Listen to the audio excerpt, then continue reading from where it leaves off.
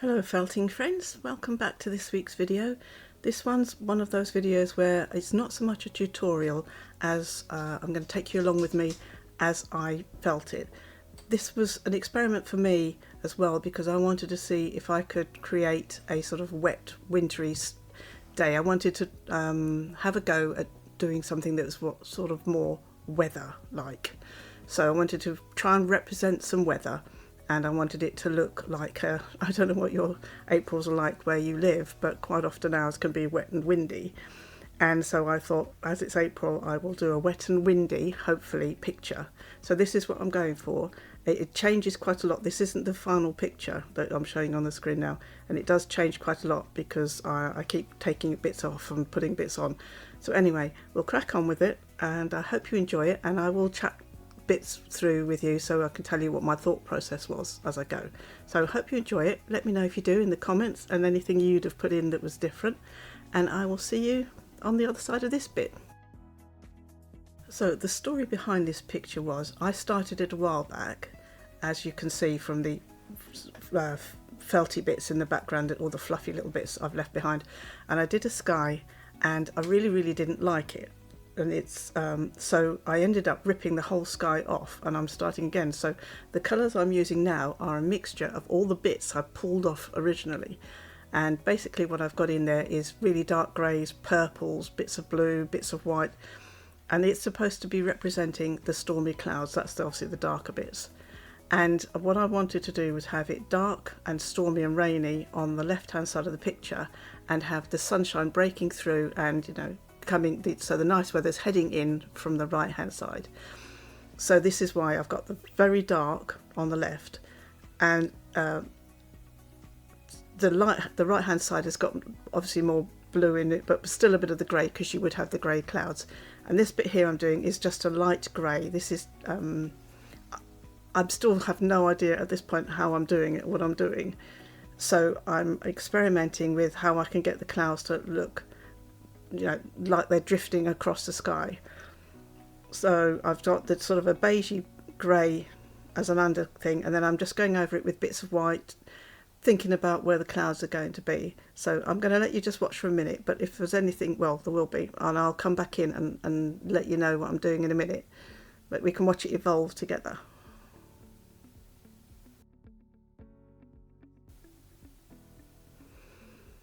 So this is, if you watched my video on the walls I like, this is that dream again. I was telling you about the dream coloured blue, and I'm trying to bring in that sunlight and the nice sky.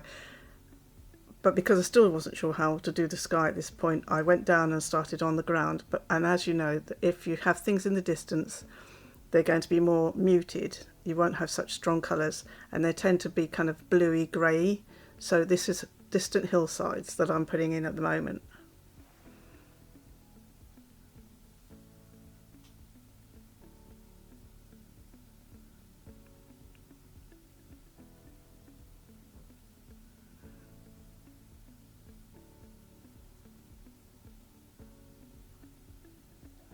I'm really just marking out where my hills and things like that, the valleys and bits that I want in the background are.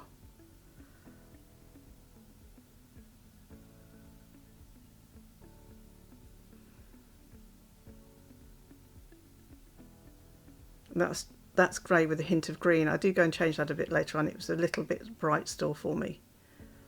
But I wanted the distant hills to have some vague outlines of craggy, rocky bits, but just not enough to attract your attention too much. Now obviously this is getting closer, so it's going to get darker.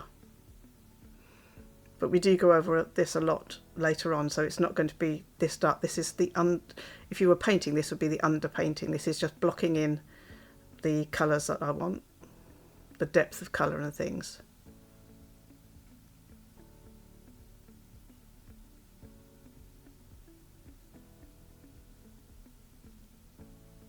We're back to more blue in the sky. The way I worked it was that I thought that as I did the main part of the picture, the sky would, it sounds silly, the sky would let me know what I needed to do to it. So as I'm going along, I'm watching the sky, watching the ground, trying to work out where I'm going to have the light landing and things. And that would then affect how much of the sunlight was coming through the clouds, how dark it was going to be in the sky. I hope I make sense. So I'm literally kind of working from the sky and the land at the same time. And here I'm just blocking in. If you look at it, you can see that there's different tones in the background, so it looks like different rocks or fields or whatever might be in the distance, but not enough that you don't want a lot of detail in the background. You want to keep the detail to the foreground.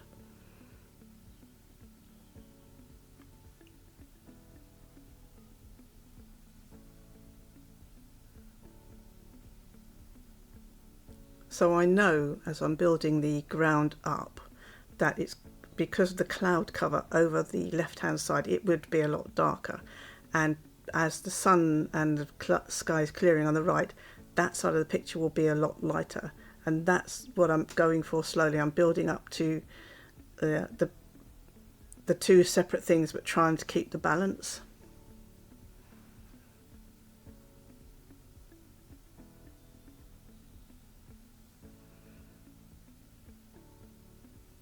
I think actual painting with paints, I paint with acrylics, but I think painting with paints is actually a lot easier than painting with wool.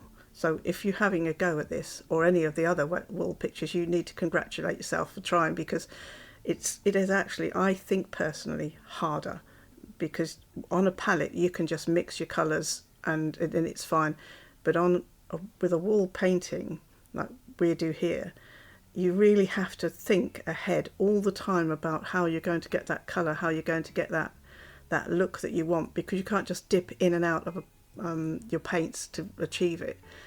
And this is a lot of layering up and balancing things. So if you, it's irrelevant what quality of picture you produce when you first start, or even ultimately, when you've been doing it a long time, you need to feel proud of yourself, because it's not an easy thing to do. There is a technique, and once you've learned it, it makes it easier. But my biggest tip would always be start from the back and layer forward.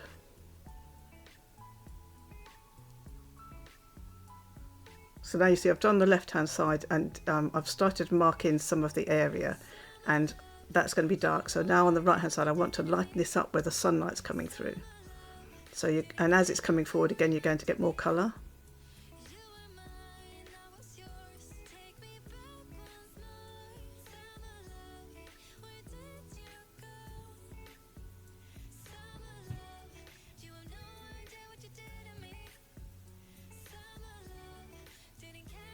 This is actually just green and white I've mixed together. There's no yellow in this yet.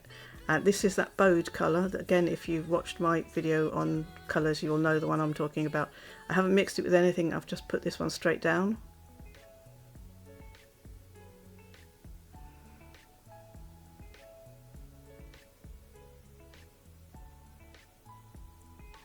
And that one there now is the moss green I'm bringing in a little bit.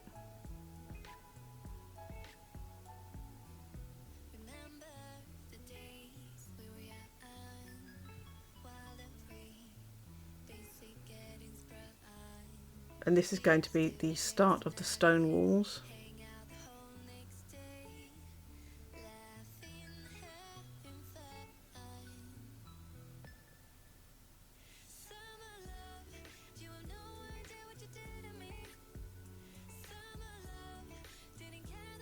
Back to the bowed. Quite often you don't need to mix that with anything at all. It's very useful.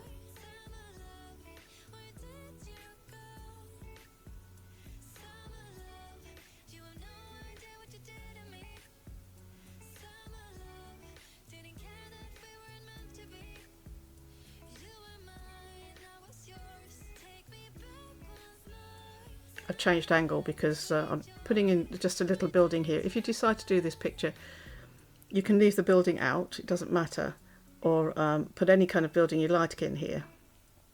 I wasn't sure when I started what it was going to be. I think it ends up looking a bit church-like, so, but it could have been a house, anything. But again, for me, the building isn't the focal point of the picture. So it's important enough, because when you eventually go down the road, you would hit the building with your eyes. So it needs to have some detail on it. But to me, it still wasn't the focal. And in actual fact, I never could work out what the focal point of the picture was. I was just wanting to do the weather, and I really, really, really wanted to have a go at doing a wet, old-fashioned country lane and the walls. So that's what that was my main focus on this picture for me, not actually as a focus in the picture.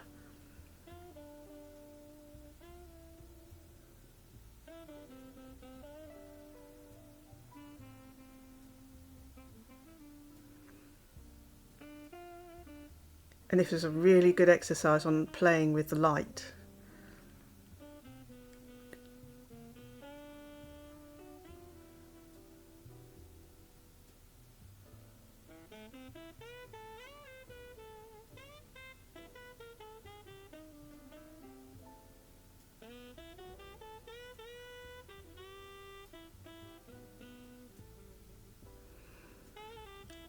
So this is the start of that little wall I was saying to you about, and all I've done here is I've got some light grey and I'm just twisting it and putting it so it makes the top of the wall, because obviously the light's now coming through on that side and would start to be reflecting off the wet stones and things like that.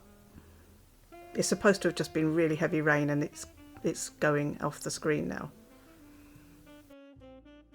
So again, I'm starting to put in the walls. I have a really dark background to these walls, because being old stone walls, they're going to have lots of shadow between each stone. So I wanted to have this as a background. I cover a lot of it up, but it does show through a bit. And that's what I wanted. I want a nice dark background so the stones stand out. And it's not black, it's just a very dark grey. But to be honest, you could even do black, it wouldn't hurt, because you cover so much of it over.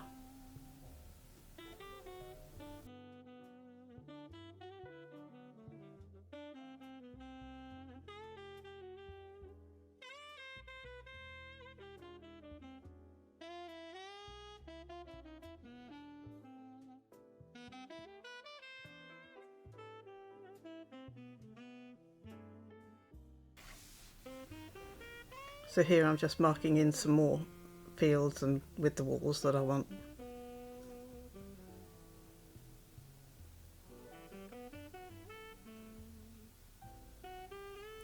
If you look, I don't know whether I missed it out, but if you look on the side now, on the right hand side, you can see I've added a little bit of more of a yellowy colour just into amongst the grass where the light's going to get it. Now these stones are not as complicated as you're going to think.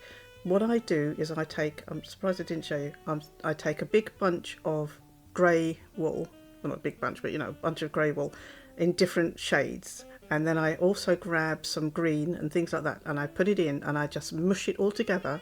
I don't mix it well, I just mush it all together so that each time I take a piece and roll it in my hands to make a stone, it's got a little bit of variation. So I haven't put the greens in these as such, so if you see rocks with greens, it's because that's what I grabbed when I took some off the pile.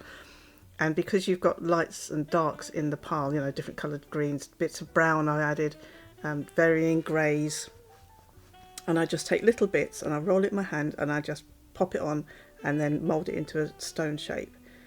So that's why they all look so varied, because the wool I've mixed is varied, and I don't even particularly look at the wool when I grab it. I just grab bits. This bit here, I'm adding a little bit of extra black in amongst the stones because it's not getting the light. If you imagine you're standing at the top of this lane where the light's going to fall, because obviously you've got the sun coming from the right now, it's all lovely, it's coming through and it's warming up. So there's going to be areas that you would get very little light, and there would be areas that you get a lot. So as I go through this picture, as I'm making it, I'm working out all the time where I'm going to have more of the sunlight hitting, because even on the dark side of the picture there's still going to be light coming through and catching on that area. And yeah, it does take quite a while to build up all the stone wall. Just keep going, just remember that the further you go away from you, the stones do get a bit smaller, and to make sure that you vary their shapes and their sizes, because I would have a reference picture if I were you for a stone wall, and you'll see that they can be all different shapes and sizes, and that's what I would do. And also on the top of this wall, when I look at stone walls, I've got reference pictures, I might pop one up on the screen for you in a minute. You'll see that they have like upright stones on the tops of the walls, and that's what I've added as well.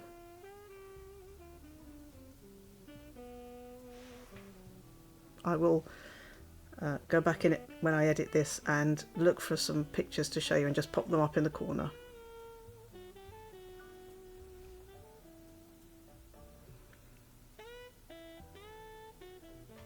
And I'm using exactly the same wool for these upright bits. Obviously I'm just grabbing bits. They're a little bit more triangular really in my head, because obviously they go up and then to a top, and then they go slope off to the other side because they've got to fit on the wall top. And some of them I have put a little bit of darker grey between, so that they just stand out a little more.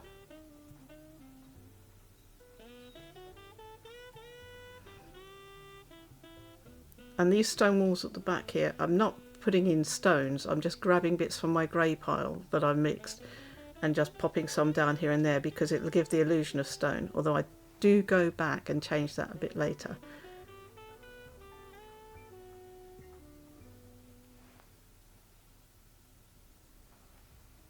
And one or two of the top ones I thought had, because I just grabbed from the pile, they were a little dark, so I added a little bit of white to them. Not white, but a lighter grey.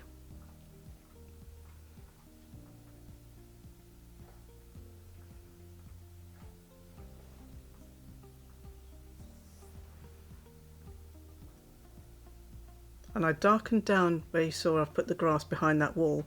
That's a little bit darker because I wanted the wall to stand out a little bit more. Plus it would cast a shadow anyway, but probably not that far back. But that's why I've darkened that down.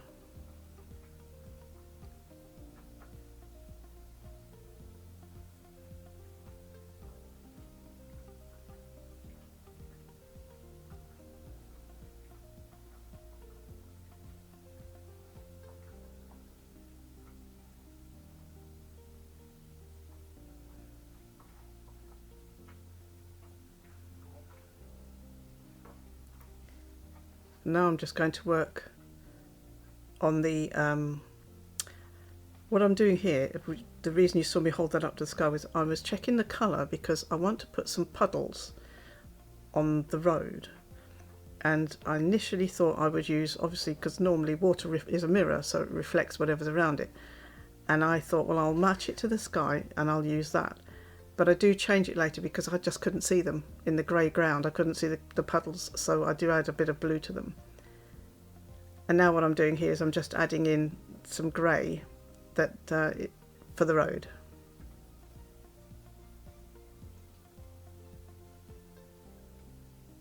It's a mixture of greys because I need it to not be even in colour.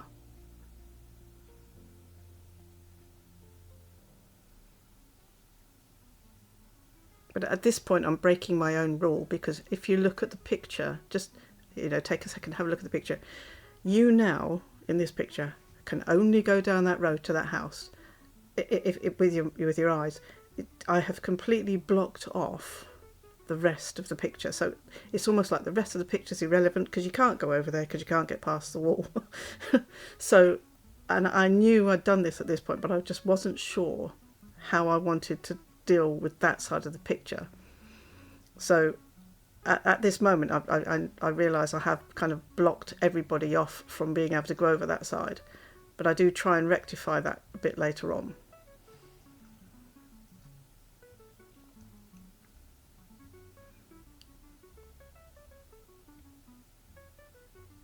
But for me this was more a study in how to get the weather, like I said at the beginning, how to imply weather conditions rather than just a sunny day or a nice sunset in the evening. I wanted to start to have some practice in weather.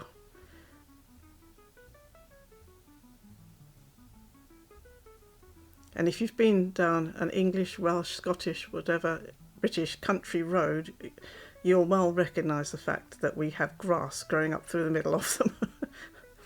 I remember I went up to Scotland a few years ago, and we drove around what was called an A road. So an A road is supposed to be a good quality road over here. It's not a motorway, but it's a good quality road.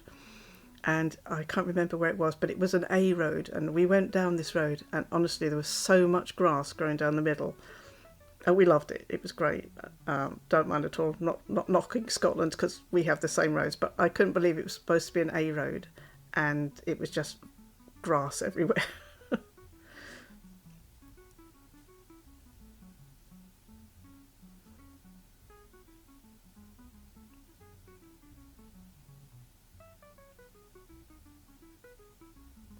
But this is what this is what this is. This is the tufts of grass growing up the middle of the road. It's obviously not used very often, this one.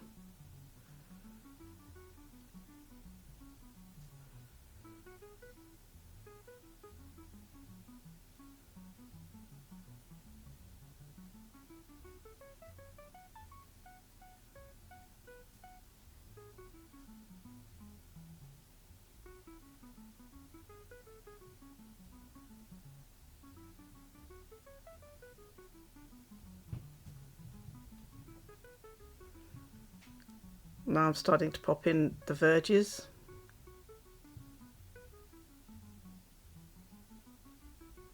Again, pale in the distance, and then we'll have a bit more colour as it comes forward.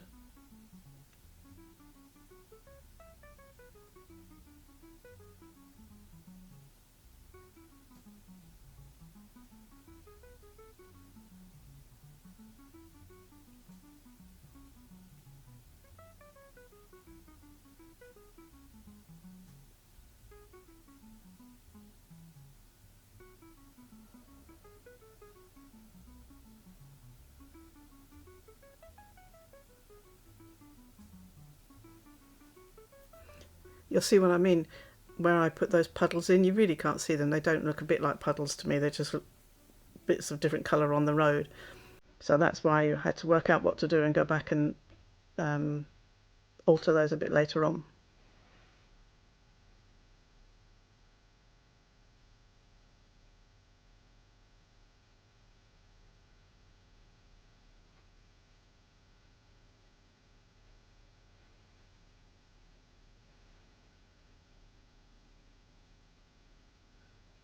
So here I'm just using my usual technique of mixing some grass colours together, different greens, and then putting them on and folding out like that, just doing it because it gives you that grassy texture.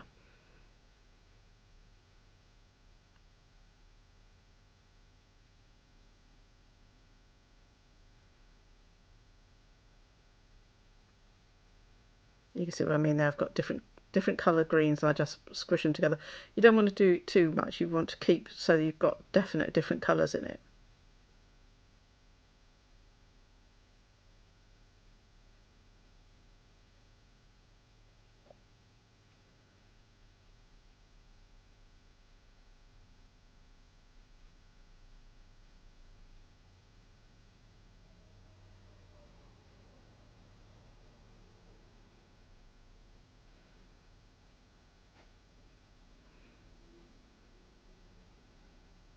And I thought the green was quite a lot there, so I've broken it up with a few extra stones.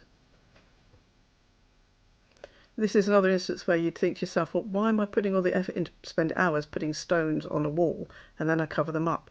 But you can see why I do it, because you can see the stones between the grass. If I had to go back now and put bits in afterwards, it would be really, really difficult. And it gives you so much freedom to, if you do your background thoroughly first, then when you come forward, it doesn't matter what you do.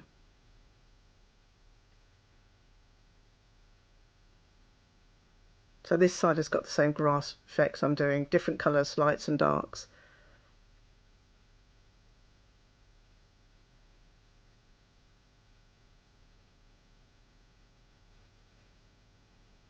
And the puddles, I think I've started to put a little bit of more blue to reflect the blue sky rather than the grey sky.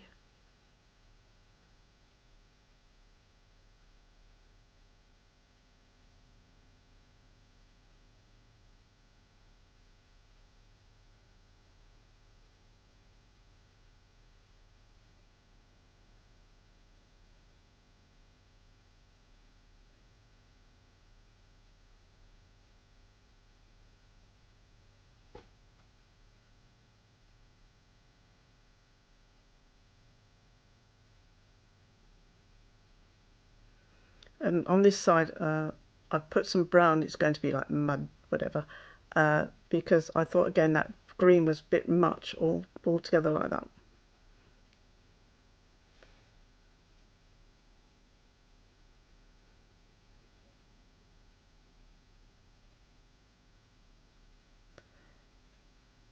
And now here, uh, I stopped and looked at it, and I decided that the walls were too pale because the sun's going to be on the other side of that, and they really should be a bit darker. So what I've done here is I've gone over it. I'm actually using black, but I've gone over it and I'm spreading it all out best I can, so obviously you still see the stones, and gathering the black in the joins more. I just wanted to give it a darker effect, but it is a very thin layer of black, so hopefully you don't really end up with too much, what can I say, density. But I shuffle it around and move it past the stones and things, but I definitely needed that to be darker. Classic example of do it properly the first time, or you have to move everything to do it.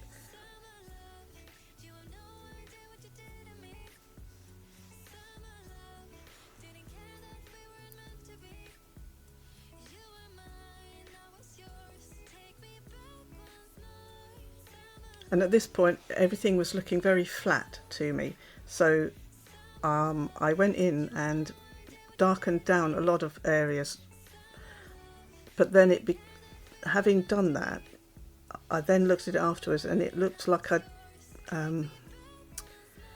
just, what can I say, it didn't look right then, because there was lots of dark brown black lines on the picture which wasn't realistic.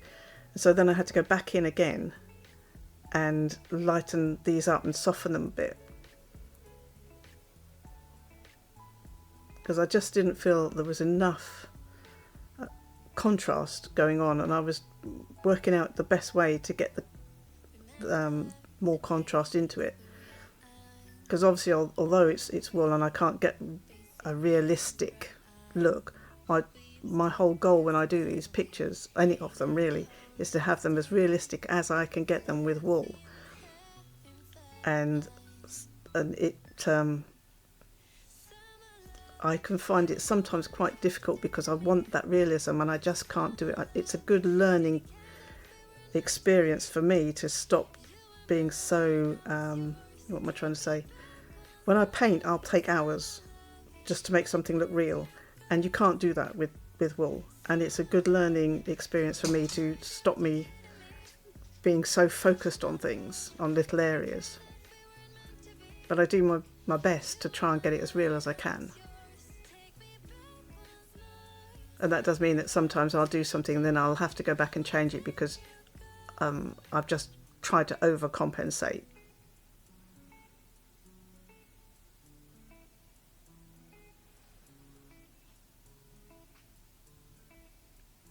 But wool's very forgiving. You can pull it off and change it, it's fine.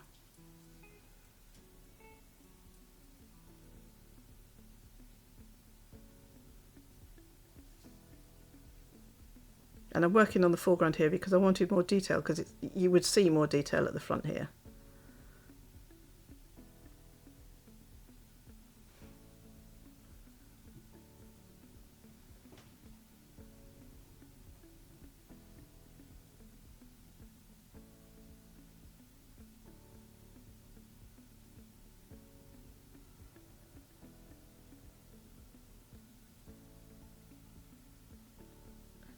Now in reality, I've used blue for this watery puddle, but in reality there's no way that would be that blue there, because it's shadowed by the curb, you know, the banky bit of that, the edge, you know, where the grass is.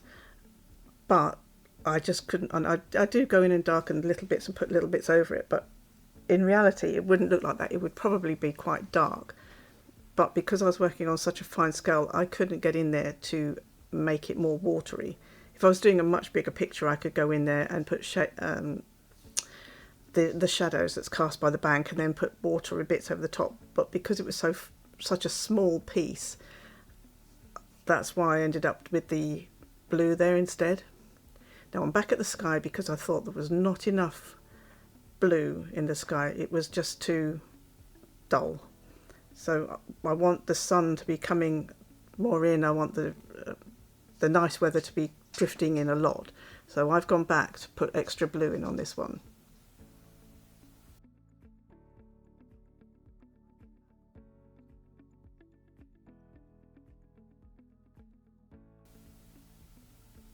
But this is just that dream blue. I haven't mixed it with anything.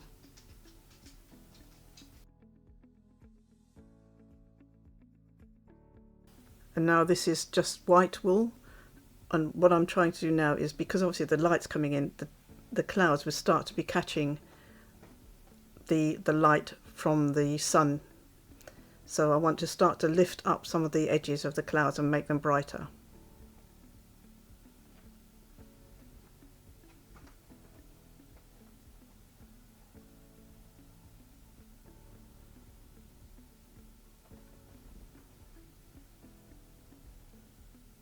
I'm still working on the contrast.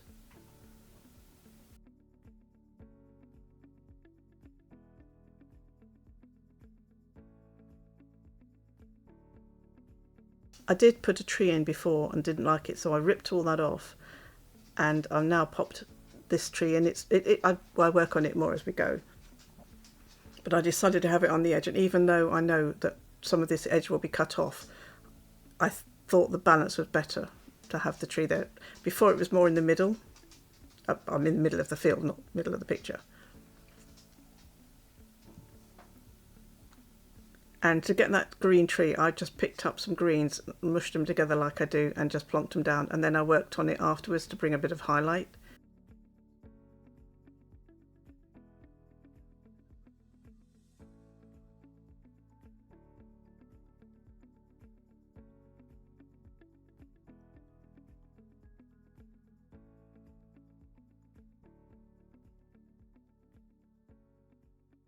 I popped this tree here because I needed something at that level of the picture to give me some depth, because it was very, although there's obviously depth on the right hand side, you had nothing to gauge it by, and so that's why I popped this tree in, because it helped to give you a feeling of how far away something is.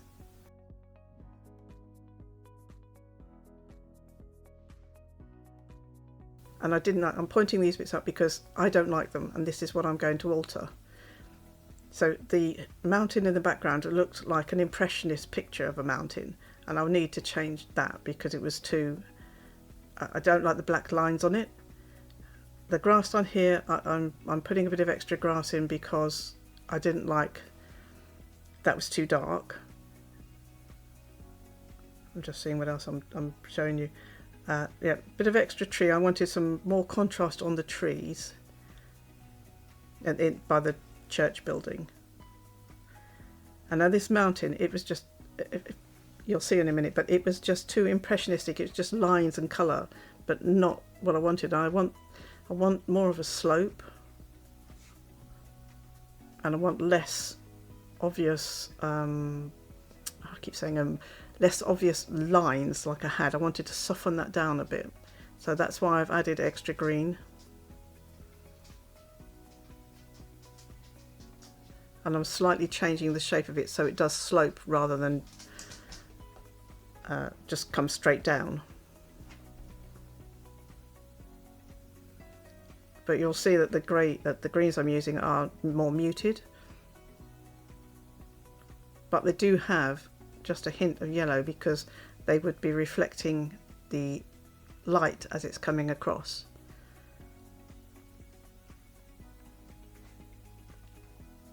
Now this tree, when I'd done it, I'd put some branches, extra little branches in, as you can see, but I didn't think that there was enough contrast, so I'm darkening down this side of it and then lightening up more around the edges, trying to give it a little bit more shape.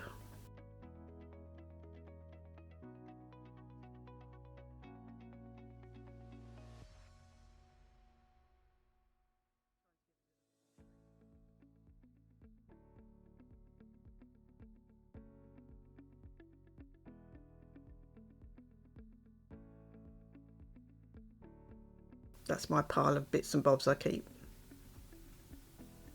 I never throw my wool away, I always keep a bag of it and just dip in and out of it for odd bits.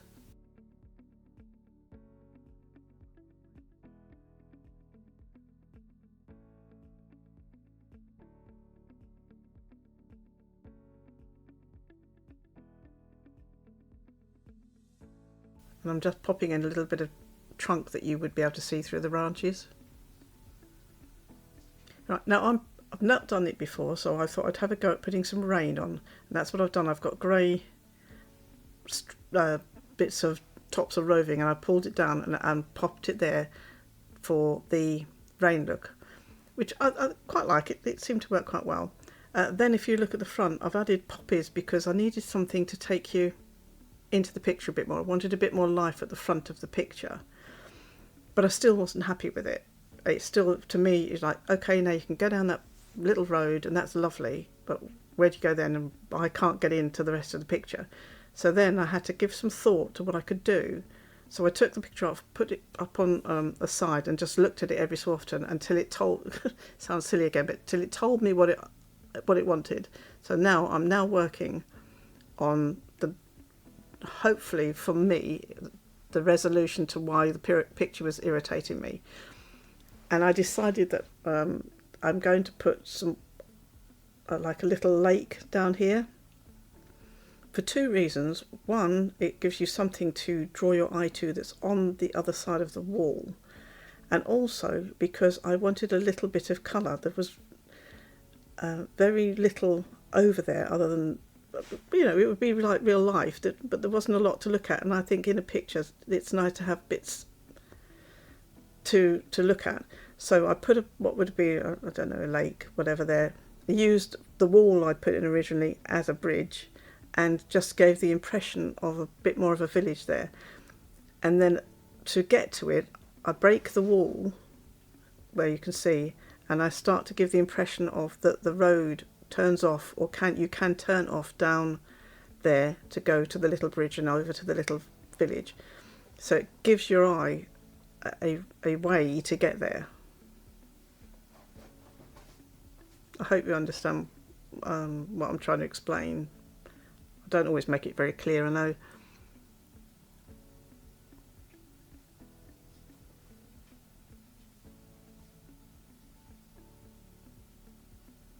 But I think it helped the picture because I think it did give you something else.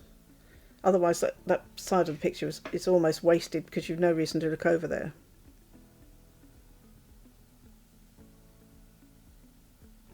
And that's the final picture. I was pretty happy with it. I do think it gives you an impression of the rainy clouds going and the sunny sky coming in. It's not a picture I would sell to anybody because there's still, to me, it's still not quite but I don't know what it's missing at the moment. So it's I love the little roadway and I love my walls, and I don't even mind the background. I just think it's missing something, and I don't know whether that's because I've overworked it and it's got too much in it, or it's actually missing a thing. But what I will do is what I suggest people do anyway, and that is I will put it up on my wall, and it could be there for months, and I will just see if there's anything else I can do with it. If not, it'll go in a box, and I won't throw it away because I think at some point I can do something else with it. So sometimes you win some, and sometimes they're a little bit lukewarm, but I thought I'd share it with you so that you can see how I think, and sometimes how it, for me, it doesn't quite work. But I hope you enjoyed it, and I have got the picture, the drawing in the description box below if you want to go and get it and have a go for yourself. And if you do, please do let me know. If you've enjoyed this, then please don't forget to give me a like, and I will see you on the next video. Thanks very much. Bye for now.